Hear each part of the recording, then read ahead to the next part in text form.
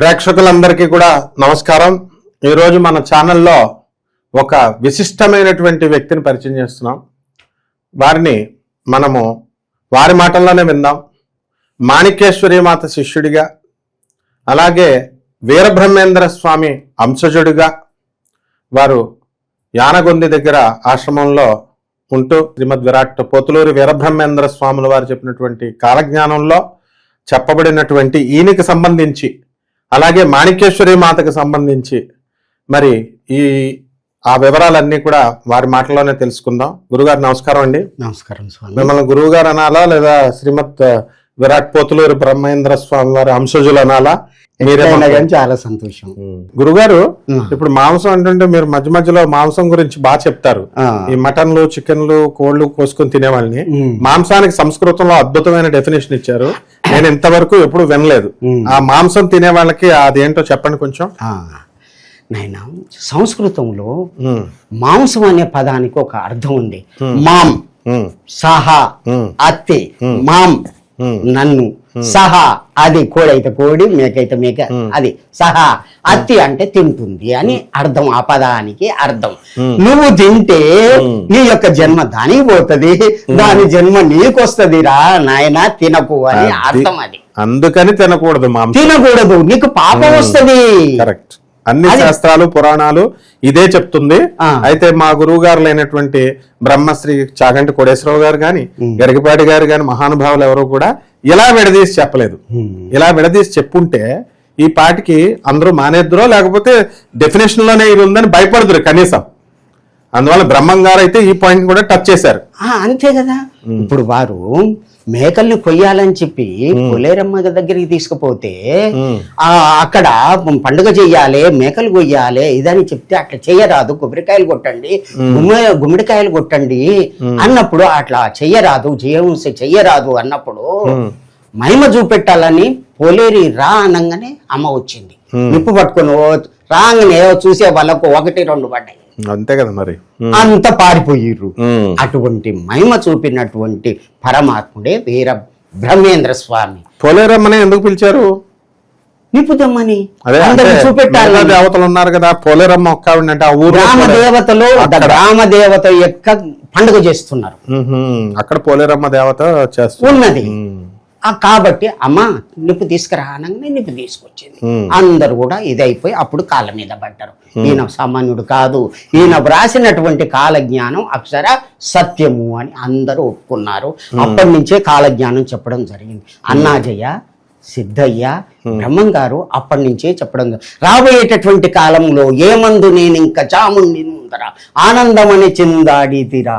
రాబోయేటటువంటి కాలంలో 5000 సంవత్సరాల తర్వాత ఆనందం, ఆనందం, బ్రహ్మానందం. అప్పుడు అనలే, 5000 తర్వాత అన్నాడు. ఇది ఆనంద యొక్క ఆనందం. నందనోర్ మధ్య శ్రీమద్ కైవల్య మందిరం నేను ఉంటాను. మళ్ళా నందన ఆనందనోర్ మధ్య మొత్తం కూడా 39 78 సంవత్సరాలు ఈ యొక్క ఇది ఆ ధర్మ సంస్థాపన కాలము అని చెప్పడం జరిగింది. ఈ మధ్యనే శ్రీముఖ నిదానమాయను. శ్రీముఖ నామ సంవత్సరం అది నిదానం అవుతుంది, వారు జన్మించడం జరుగుతుంది, ఈ విధంగా భూమి మీదకి రావడం జరుగుతుందని అక్షర సత్యం చెప్పినటువంటి పరమాత్ముడు వీరబ్రహ్మేంద్ర స్వామి. అయితే ఇప్పుడు మనకి ఈ ఏదో రవి మనకి శని మేషరాశిలోకి వచ్చినప్పుడు, శని మీనరాశిలోకి వచ్చినప్పుడు చెప్తుంటున్నారుగా కాలజ్ఞానం ప్రకారం. ఇప్పుడు మనకి శని మేషరాశిలో 29 మార్చి 2025 సంవత్సరంలో వచ్చింది. అవును. ఇప్పుడు ఇక్కడి నుంచి మనకి కలియుగ ధర్మాలు పోయి సత్యయుగ ధర్మాలు జరుగుతాయంటారా, లేకపోతే కలియుగాంతానికి పునాది పడిందంటారా? కాలజ్ఞానం ప్రకారం మన వీరబ్రహ్మేంద్ర స్వామి వారు చెప్పిన దాని ప్రకారం చెప్పండి. అయితే ఎప్పుడైతే 5000 వరకు అని దీంట్లో నిరూపించడం జరిగిందో అక్కడి నుంచి తర్వాత పరమాత్ముడైనటువంటి వేదవ్యాసుడు చెప్పినటువంటి ఆ శ్లోకం ప్రకారంగా రవి, చంద్ర, సూర్య ఏకరాశిలో కూడినప్పుడు అంటే అదే సేము మళ్ళీ 12/8/2026లో మళ్ళీ వస్తుంది. 43లో వచ్చింది, 26లో వచ్చే సంవత్సరమే 26లో కూడా వస్తుంది. ఇది 5000 తర్వాతనే రావాలి. కాబట్టి ఇది కలియుగ అంతము, కలియుగ అంతము అని భాగవతం చెప్తుంది. మరి వీర బ్రహ్మేంద్ర స్వామి కూడా కలియుగ అంతం ఇదే అని చెప్తున్నాడు. ఇది ధర్మయుగము, ధర్మం నిలపడానికి వచ్చినటువంటి యుగము, అంతర్యుగము, ధర్మయుగము. అది ఆ లెక్క అది కరెక్టే, ఈ లెక్క ఇది కరెక్టే. భగవంతుని యొక్క ధర్మ రక్షణ భారం అతనికి ఉన్నది కాబట్టి రావడం జరిగింది. ముందుగా అక్కడ వైకుంఠంలో మాట ఇచ్చాడు కదా, నేను తర్వాత వస్తా అన్నాడు. కాబట్టి 26కు ముందు మళ్ళీ ఉత్తరప్రదేశ్ లో జన్మించడం జరిగింది. వారు కూడా వచ్చారు, దేవతలంతా కూడా పుట్టారు, వాళ్ళంతా కూడా భూమిదే ఉన్నారు అని దీంట్లో వ్రాయడం జరిగింది. చాలా ఎవరెవరు ఎక్కడ వచ్చిన తర్వాత బద్రీనాథ్లో దానికి 25 కిలోమీటర్ల దూరంలో కలప అనేటటువంటి గ్రామం ఉన్నది అని భాగవతం చెప్తుంది. అక్కడ కడప గురించి కూడా భాగవతంలో చెప్పబడింది. భాగవతంలో ఉన్నది. అయితే అక్కడ దేవాపి అనేటటువంటి సూర్యవంశం రాజు, చంద్రవంశం రాజు తపస్చేస్తున్నారు. వారిని పిలిపించి కల్కి భగవానుడు వర్ణాశ్రమ ధర్మాల్ని మళ్ళీ నెలకొల్పుతాడు. ఆ ధర్మాన్ని నిలపడానికి సత్యయుగంలో అవన్నీ ఏర్పాట్లు చేస్తారు. 64,000 మంది కూడా ఋషులు కూడా అందరూ వస్తారు. ఎక్కడ అంగార వీరనో వాస్తు పారేగహ సువ్యక్తం సురపూజితం. అంగార గ్రహంలో ఉన్నటువంటి మహత్తులంతా కూడా 10 ఫీట్ల ఎత్తు ఉంటారు, 10 మూరల కత్తి పట్టుకుంటారు. వారు కూడా వస్తారు, భగవంతునికి సేవ చేస్తారు. వాళ్ళు ఎటువంటి వారు? సురపూజితం, దేవతల చేతనే పూజలు అందుకునేటటువంటి మహాత్ములు కూడా వస్తారు. వస్తారు. వారి శరీరాలు సద్దు చేసే శరీరాలు కావు. వరంగల్ గురించి రాసింది. ఓరుగంటి తెరువులో మధ్యన వస్తూ ఉండగా కృష్ణ అర్జునులు వారు కనిపించరు, మహాత్ములకే కనిపిస్తారు, ధర్మ సంస్థాపన కొరకు తిరుగుతున్నారు అని చెప్పి కొన్ని ప్లేసులు ఇచ్చారు. అంటే ఇప్పుడు మన కృష్ణార్జునులు ఇంకా ఉన్నారు మరైతే వాళ్ళు తిరుగుతున్నారు. ఓరుగంటి తిరుగున వస్తూ ఉండగానికి రాసింది. 7వ నైజాం రాజు గురించి రాసి ఉండంగా ఇదంతా ఎందుకు ఉండదు? అవును, ఎంత చక్కగా ఉన్నది కాలజ్ఞానం అంటే, అంత చక్కగా ఉన్నది. అది ప్రక్షిప్తాలు కాదు, చూస్తే వ్యాకరణానికి కొరుకుపడదు. కొరకరాని కొయ్య తెచ్చి కొత్త చీర మూటగట్టి ఇది తెలిసేది ఎప్పుడు అని పరమాత్మ అంటే అది ఆ విధంగా ఎవరికి తెలిసేది కాదు. ఇది పాపపు కంటపడకుండుగా కానీ చెప్పించి వారు చెప్పేవారు ఎవరో వారు వస్తారు. వారు గురించి 6వ అధ్యాయంలో ఉన్నది. రామయోగి అని ఉన్నారు, వారితోటి సంవాదన చెయ్యండి. ఎటువంటి సమాధాన? రామధర్మజ సంవాదో నిగమో భవతి. ఈ నిగమం అంటే ఈ వేదము తెలవటానికి వారితోటి వాదన చెయ్యండి. ఎటువంటి వాదన అంటే శార్దూలమపి నిగమో భవతి. పెద్ద పులితోటి కొట్లాడి నువ్వు జయించే శక్తి ఉంటేనే వారితోటి జయించు, అప్పుడు బయటపడుతుంది ఆ అర్థము. ఇది సత్యం న సంశయ బ్రహ్మం గారు చెప్పినటువంటి వాక్యాన్ని అన్నమాట. అద్భుతం గురుగారు, అది సూపర్. అయితే ఇప్పుడు మనకి ఈ మేనంలో ఈ శని వచ్చాడు, ఇక్కడ నుంచి కలియుగాంతం ఏదో అయిపోతుందని 2032లో అంటున్నారుగా, అది అయితే బ్రహ్మం గారు రాసినటువంటి 11వ అధ్యాయము చివరికి అంతమయ్యేటటువంటి ఇదే శ్లోకాలలో రాయడం జరిగింది. మీనరాశిలో శని ప్రవేశిస్తుంది 29/3/2025 నుంచి 2/6/2027 వరకు ఉంటుంది. అప్పుడు ఏం జరుగుతుంది? మ్లేచ్ఛనాశనం.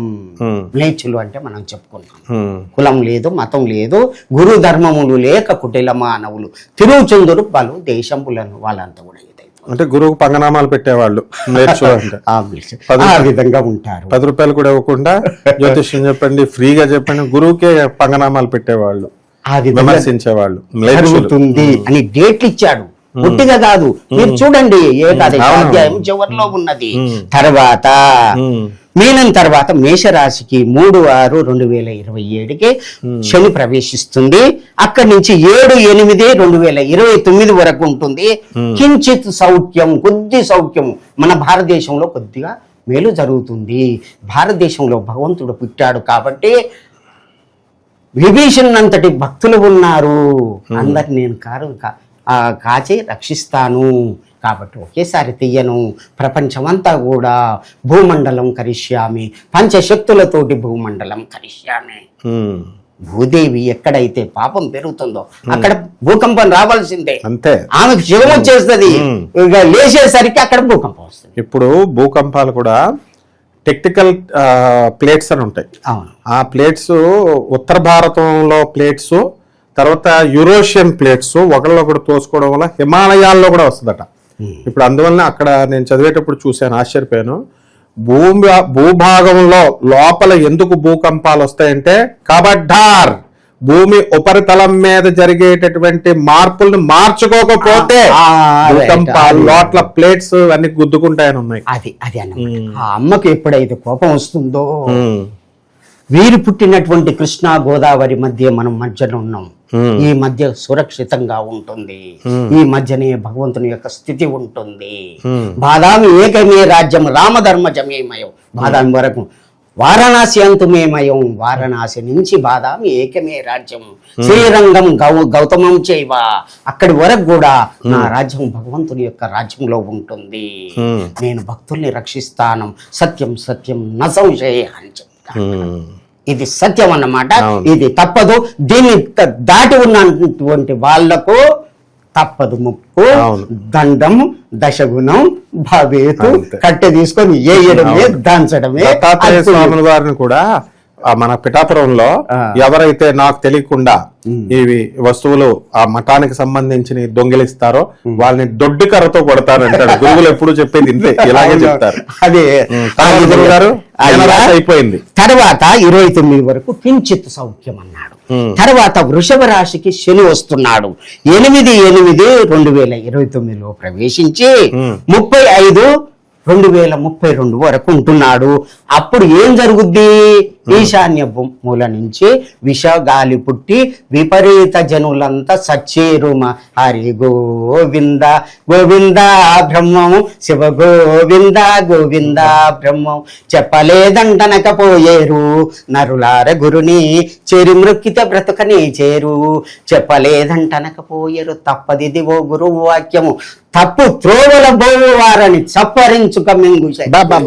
చెప్పలేదంటనకపోయేరు నరులార గురిని. నేను చెప్పలేదనుకున్నారు నాయన, గురువుని శరణు పొందండి.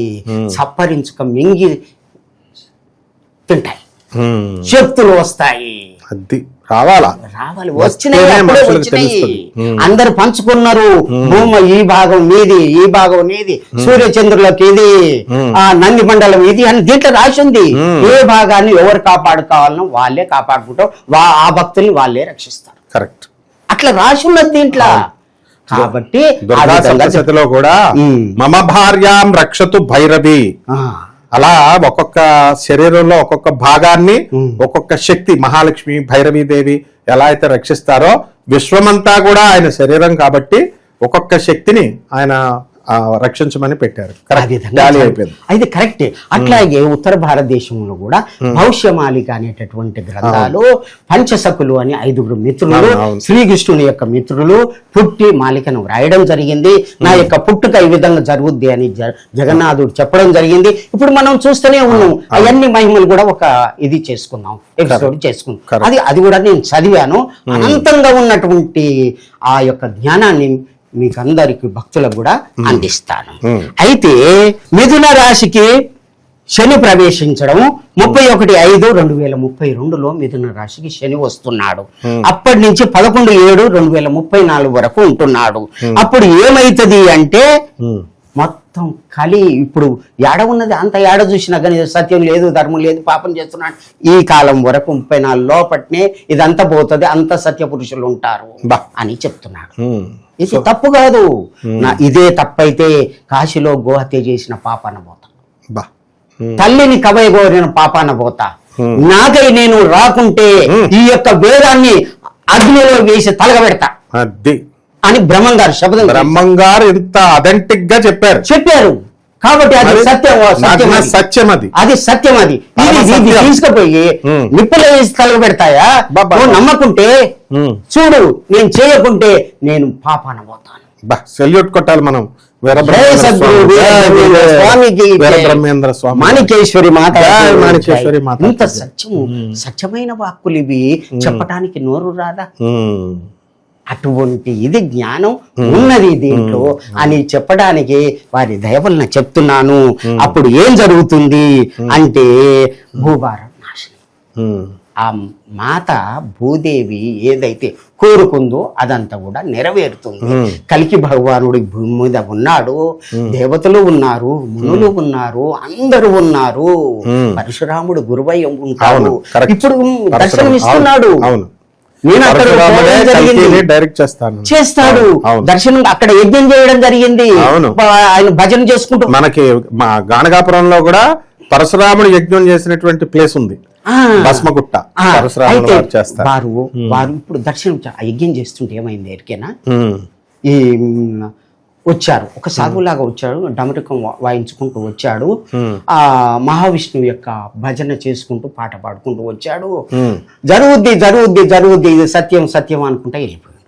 ఇది మొన్న ఈ మధ్య జరిగింది, ఒట్టిగా చెప్పడం. అవును అవును, కాశీనాథ్ మిశ్రా అన్నే ఉన్నాడు, అవును, వాళ్ళని దీవించడం జరిగింది. ఇదంతా సత్యం, తప్పు కాదు. వారి యొక్క ఆ జాడలో నడుస్తున్నటువంటి ఒక బిడ్డను నేను అక్కడ చూశాను, ఇక్కడ చూశాను. బ్రహ్మంగారి యొక్క అంశతో జన్మించినటువంటి ఈ జన్మ నిజమైతే ఈ యొక్క కాలజ్ఞానం నిజం, ఇది తప్పు కాదు. కరెక్ట్. ఇది ముఖ్యంగా కలిధర్మం నాశనం అవుతుంది. ఎప్పుడు అంటే 34లో కలిధర్మం నాశనం అవుతుంది. తర్వాత రాక్షస నామ సంవత్సరం, ఆనంద నామ సంవత్సరం చాలా చక్కగా సత్య యొక్క ధర్మం నిలబడుతుంది. అందరూ కూడా ధర్మాత్ములే ఉంటారు. 7 ఊర్లకు ఒక్క ఊరు, 7 ఒక్కరు, 7 దొడ్లకు ఒక దొడ్డి, ఈ విధంగా జరుగుతుంది. ఒకరు మిగులుతారా?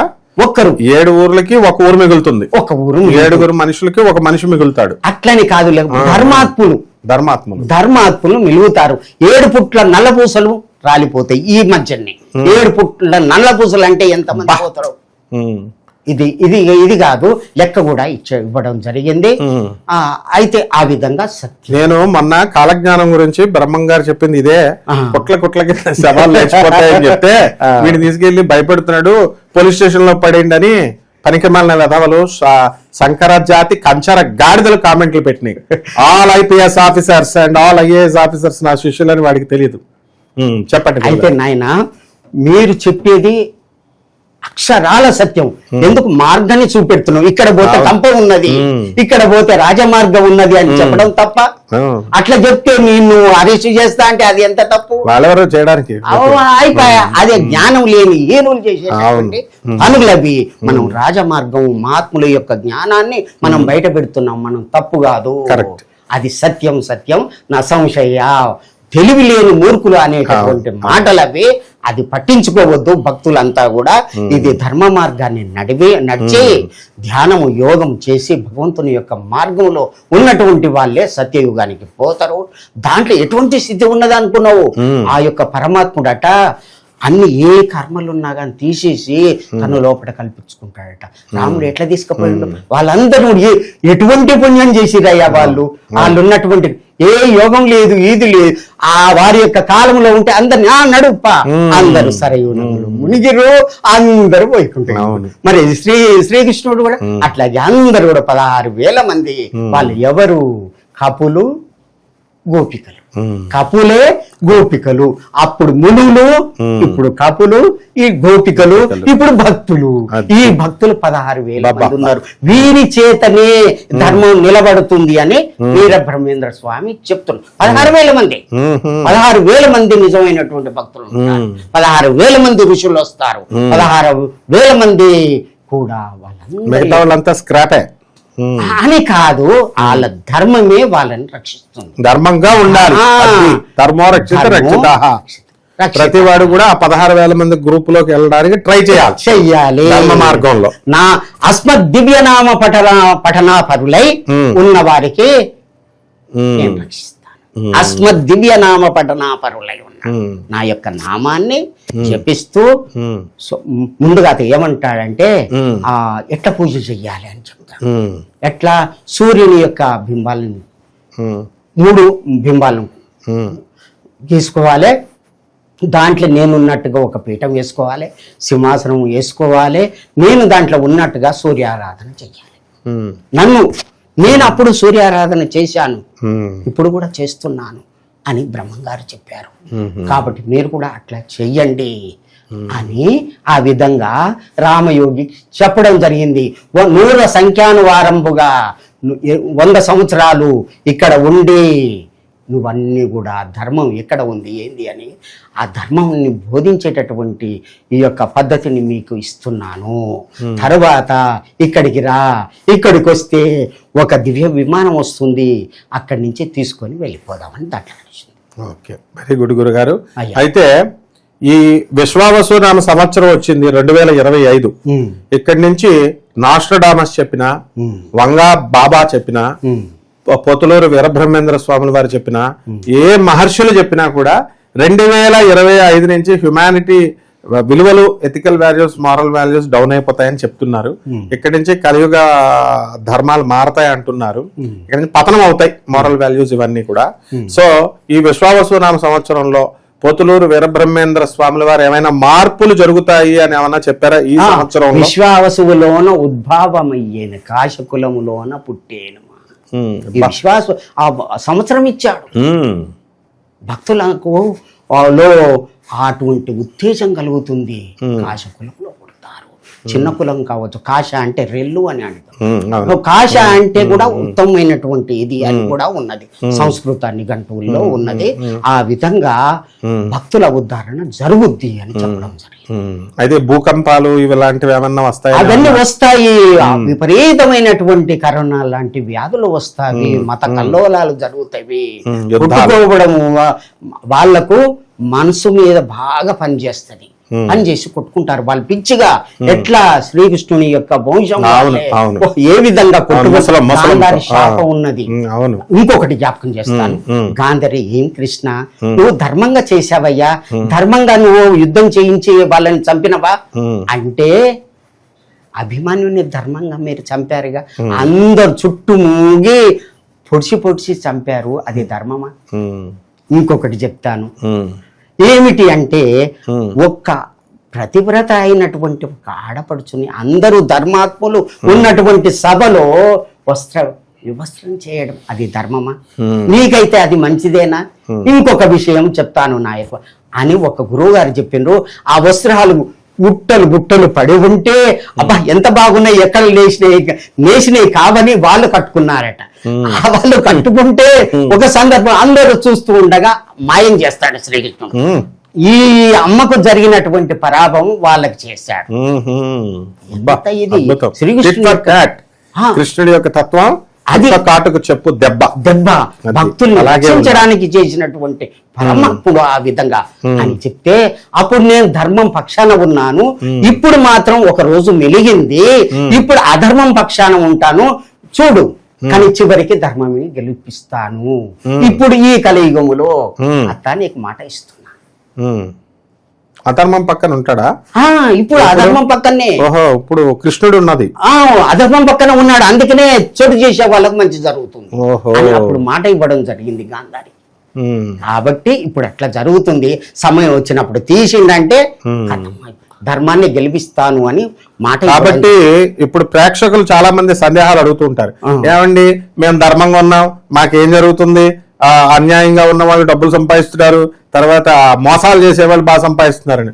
అయితే వీళ్ళు ఎవరు బాధపడక్కర్లేదు, కృష్ణుడు తాట తీస్తాడు వీళ్ళని. లాస్ట్ లో భూ కబ్జాలు చేసే వాళ్ళని, జ్యోతిష్కులకి డబ్బులు ఎక్కువ వాళ్ళని, తిట్టే వాళ్ళని అందరినీ తాట తీస్తాడు అనమాట. అది వెరీ గుడ్ గురుగారు, చాలా బ్రహ్మాండంగా చెప్పారు గురుగారు. మళ్ళీ మీ యొక్క పాదపద్మాలకి మేము నమస్కారం చేస్తున్నాం ప్రేక్షకులందరి తరపున కూడా. మీ వంటి మహానుభావులు, మరి సాక్షాత్తు వీరబ్రహ్మేంద్ర స్వామి వారి అంశంలో పుట్టినటువంటి మీరు, మాకు కాలజ్ఞానం అస్సలు ఒక్క ముక్క కూడా అర్థం కాలేదండి. ఇంతకు ముందు పద్యాలు చదివినా నాకు అర్థమయ్యేది కాదు, ఏదో మాకు వచ్చింది మేము చెప్పేవాళ్ళం.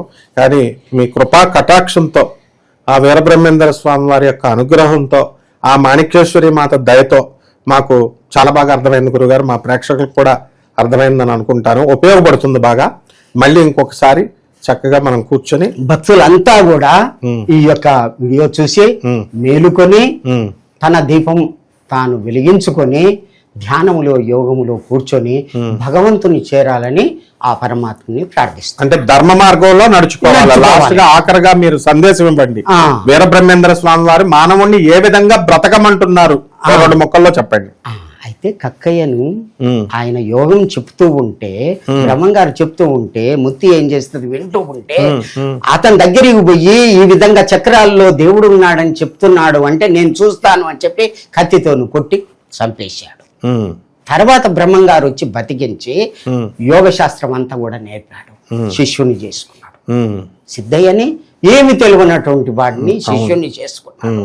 అటువంటి కుల మతం భేదం లేకుండా చాప కూడు పెట్టి అందరిని తన యొక్క వారుగా ఇది చేసి భక్తుల ఉద్ధారణ చేసినటువంటి మహాత్మునికి నమస్కారం.